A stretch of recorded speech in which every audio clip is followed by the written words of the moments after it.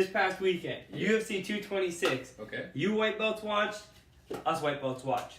Main event. Daniel DC Cormier disposed of Stipe Miocic. You got him out of there. Got him out of there pretty quick in the first round. Shocking, man. What are your thoughts on the fight? Where do we go from here? Daniel Cormier. Double Cheeseburger. Daniel Cormier. I was so impressed with my boy, man, in terms of the outcome of that fight. Yes. I mean, you saw me in last week's video. I picked Stipe Miocic, and I said Stipe was probably going to be able to get it done in emphatic fashion. Right. KO style. Right. What happened instead? The opposite. The opposite. Yes. You know why that happened? Why? Apparently Daniel Cormier is a great. Yes. And so I got to take my hat off to him, man. Shout out to fight. DC. Yeah, you know what I mean? Yeah.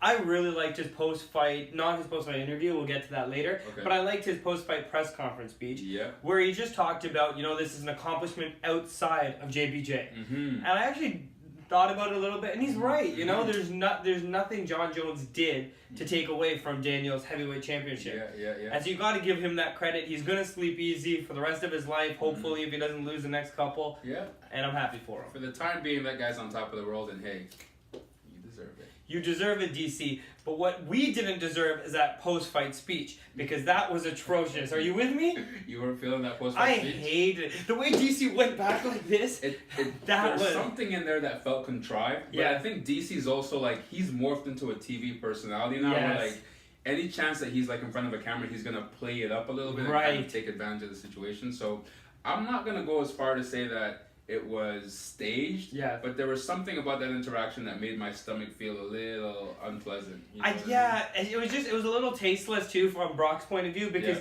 he started calling out Ngannou. Stipe's right there. The guy just put his life on the line, got knocked out, and then you call him a scrub. So it's a little unnecessary, but you know what? All it'll do is sell pay-per-views. So I can't hate that. Brock's gonna do.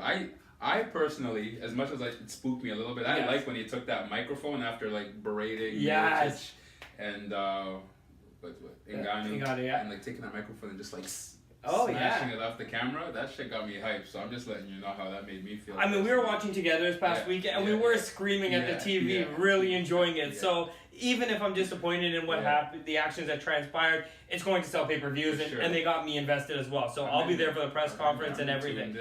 Tuned in. So we could end the video, but I do want to ask you one more question. Please. DC said he wants to retire in March.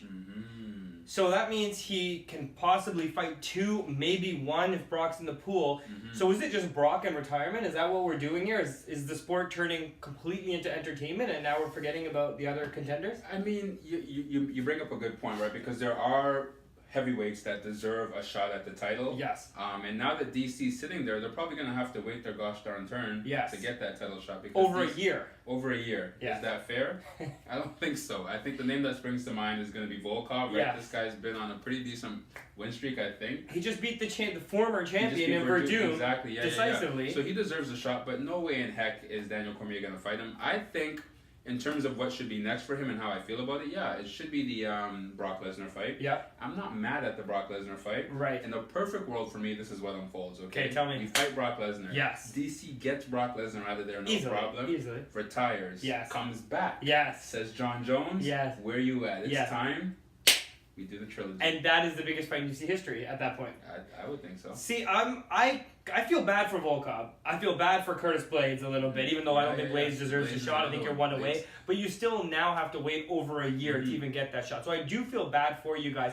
And that is a little bit of the problem with the super fight. When you do go up and then you are a double champ. And we look at Conor McGregor, the guy never came back after winning both of those titles because there was no fight that was big enough for him to take. And we're seeing the same thing with DC now. It's like you're not going to go back to light heavy probably ever, because what are you going to do, a Gustafsson rematch, or you're going to do an Ilir Latifi? What are you going to possibly go down there for? It's not worth it. It's not going to happen. So I just don't know what I would do if I was Curtis or if I was Alexander Volkov. The fix needs to happen. I'm not in a position where I have a fix or an answer for the question. So in time, hopefully I will. Hopefully we will. But in the meantime, we're just white belts. Oos. I got it. No, you're fine. Preference would be you didn't do this.